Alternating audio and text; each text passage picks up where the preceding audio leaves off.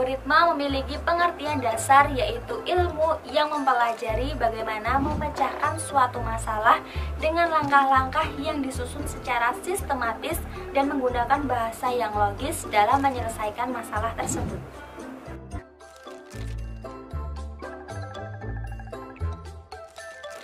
Dan ada 5 ciri yang harus teman-teman perhatikan sebelum menyusun suatu algoritma. Yang pertama yaitu algoritma itu memiliki awalan dan akhiran. Yang kedua yaitu algoritma ini memiliki instruksi yang jelas atau tidak ambigu. Yang ketiga yaitu memiliki masukan atau input atau kondisi awal.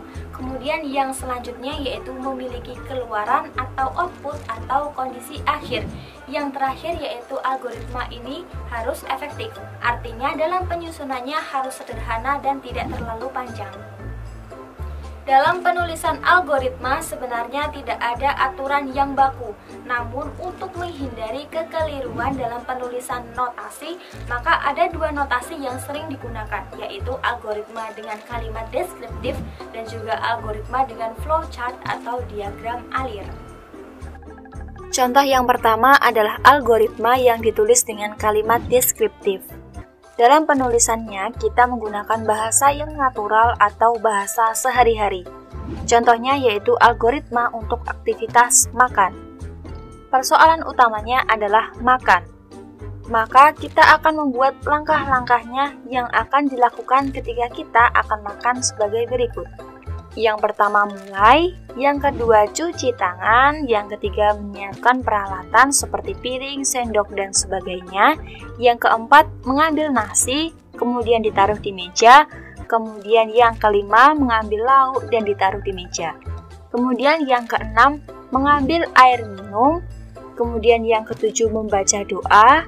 Yang kedelapan makan. Yang kesembilan cuci peralatan makan. Dan yang ke-10 selesai. Contoh yang kedua adalah algoritma yang ditulis dengan menggunakan flowchart atau diagram air. Penulisan algoritma dengan menggunakan flowchart adalah cara penulisan dengan menggunakan notasi grafis. Seperti yang teman-teman lihat ini, dalam diagram tersebut simbol-simbol yang mana tiap-tiap simbolnya memiliki makna yang berbeda-beda. Masalah utamanya masih sama, yaitu makan. Namun, hanya penulisannya yang dibedakan. Jika tadi menggunakan bahasa yang natural atau sama seperti bahasa sehari-hari, dalam langkah per langkah, untuk flowchart juga sama. Dituliskan langkah per langkah, namun dalam bentuk bagan yang sambung menyambung menjadi satu dari awal hingga akhir. Seperti contoh berikut ini.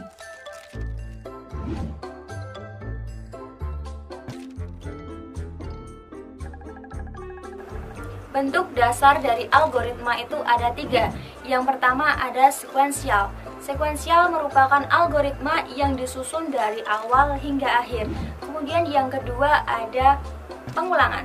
Pengulangan merupakan penyusunan algoritma yang dilakukan secara berulang-ulang. Kemudian yang ketiga ada percabangan.